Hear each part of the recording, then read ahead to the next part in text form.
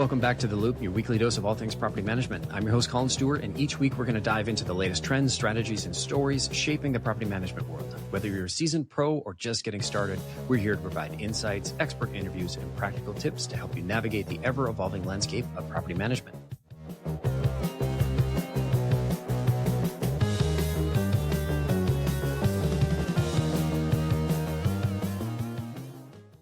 Welcome to the Reply Loop. In this episode, I'm talking to Lance Brace, the broker owner at Helios Property Management, and we're going to talk about how he moved from memory-based work to streamlined documented processes. Lance, welcome to the show.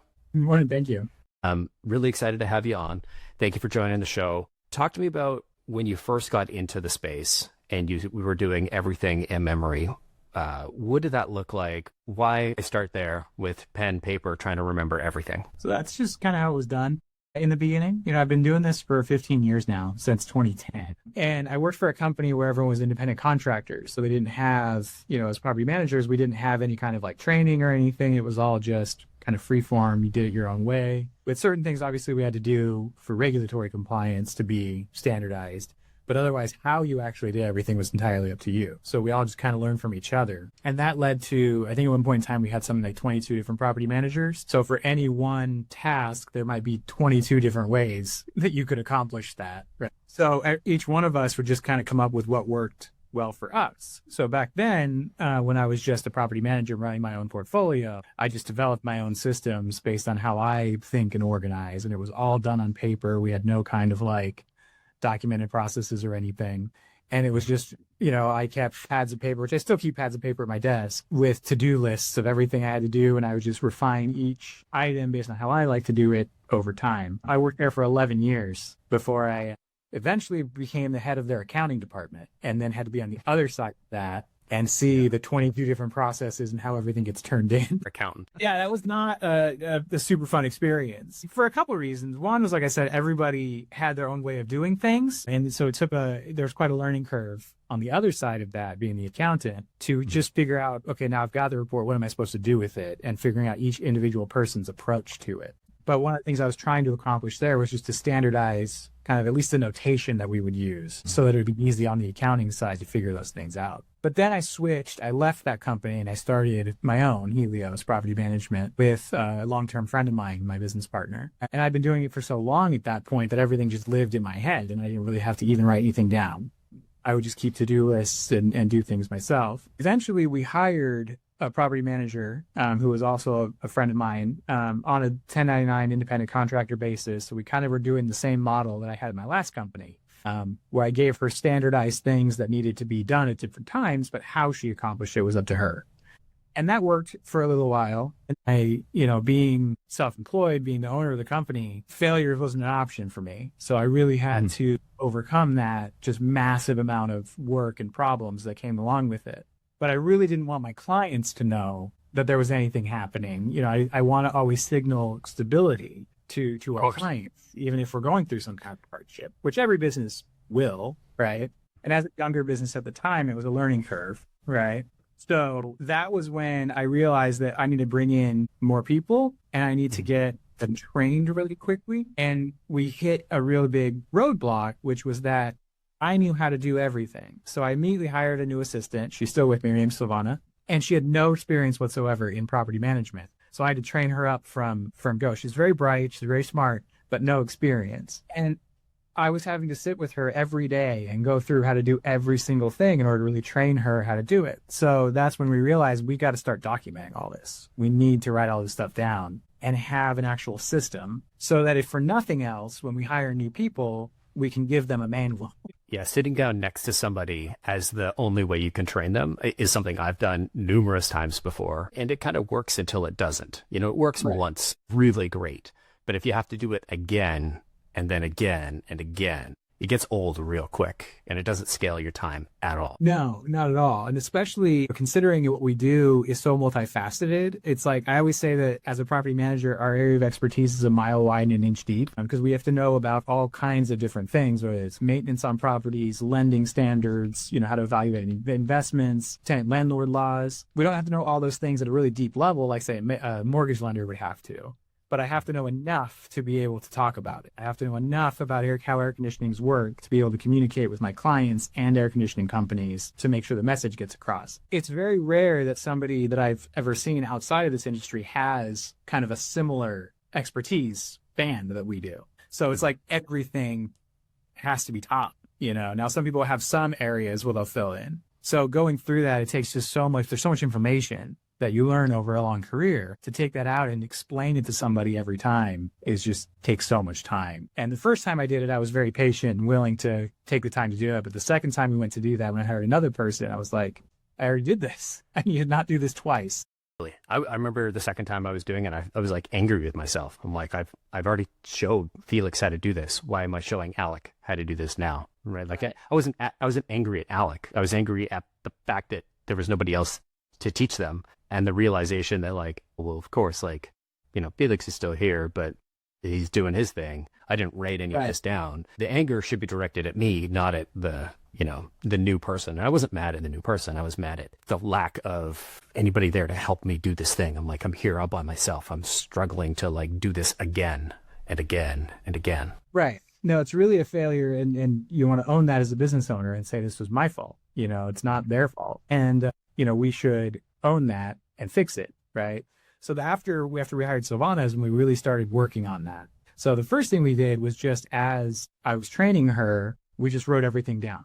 So I would write down every question that she had, everything that I explained to her, I would just write it down on a sheet of paper. That way we were creating at least some kind of a document. But then what we ended up doing was getting a process management software. The first one we worked with is called Flusos, which I think is a smaller company. It's very few people, when I talk about it, very few people have heard of it. But we really did. It does it's like flowcharts that you create, and then you can put in all the inputs that need to be done with it. I really enjoyed it because it's very visual based, so it really helped me understand and follow through the processes one at a time. But basically, I just took those notes that we created and made step-by-step guides of how to do those in that software. So then we created that full system, and that worked really well for a while. So more recently, we switched to Lead Simple, which is a really common CRM in the property management space that does processes now as well. And the nice thing about that is that it integrates into our accounting software. So now we've basically recreated all those processes. We actually worked with a consultant this time who specializes in Lead Simple to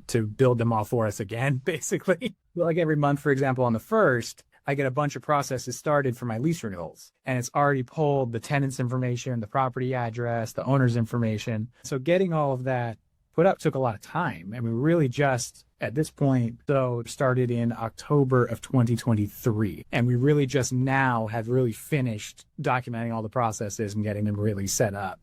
Wow. Talk to me about the desire. Why did you decide to hire an outside consultant instead of, you know how to use Lead Simple, you know how to, probably put the process together. Why bring somebody in from the outside?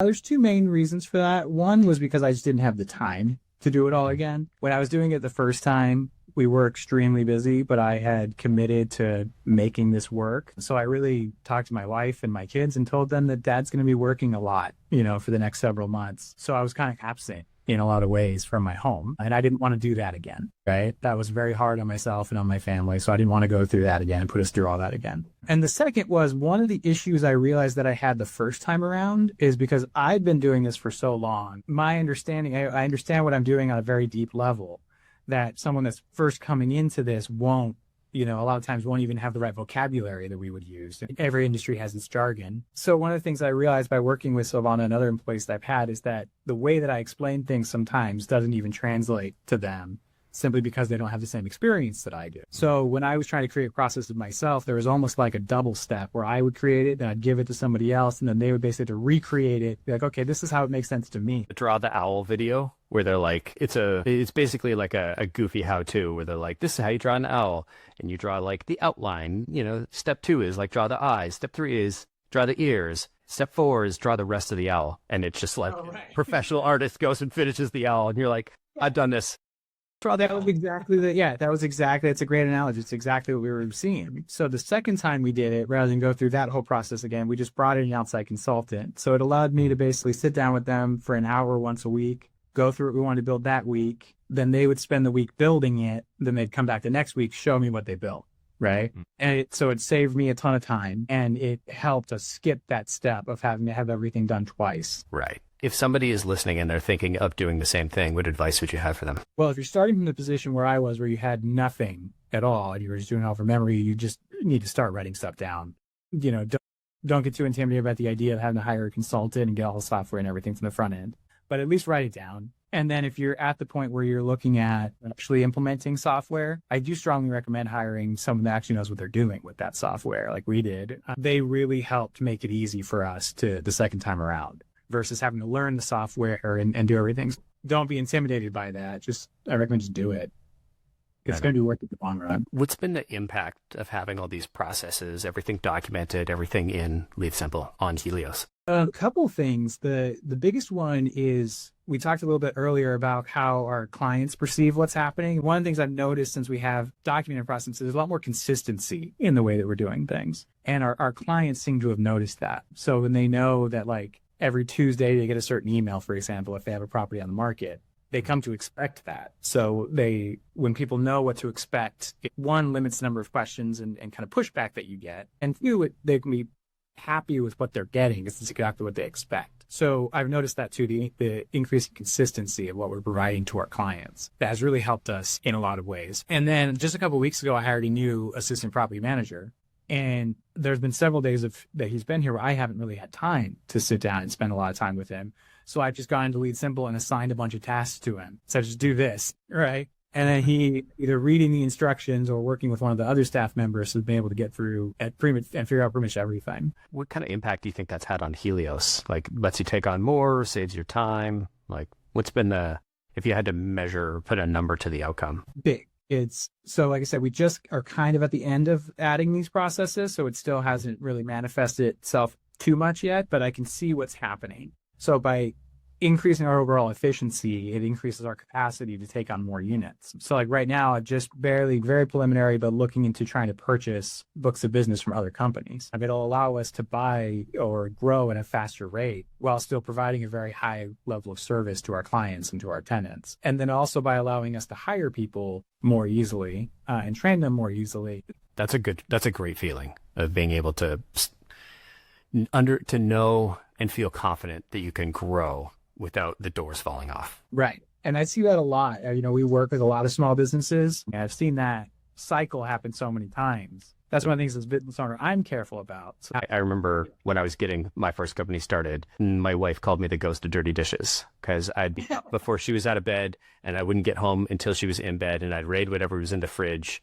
And we didn't have a dishwasher at the time because we were living in like the cheapest apartment we could find. Yeah. It was like 12 o'clock or 1 o'clock when I'd be getting home, and I would just leave the dishes in the sink and go sleep for a couple hours and then repeat. And I did that 6 days a week. And so I was the ghost of dirty dishes. It sounds like that experience might resonate. Very similar. Some of it was quite chaotic. So it was I like the ghost of dirty dishes thing. I've never heard something like that before, but it was probably very similar. Because I dropped my kids off at school at 8 o'clock in the morning.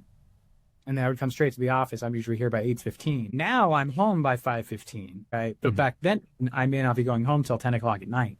There was full days where the only interaction I had with my kids was dropping them off at school, which very disappointing for me. But we also knew we had to get through that phase of our life. We would be set up with what we want to accomplish, and then I could go back to having a more normal, 9 to 5, which is never really the case in property management, but it can be closer. It's never really the case when you own your own show.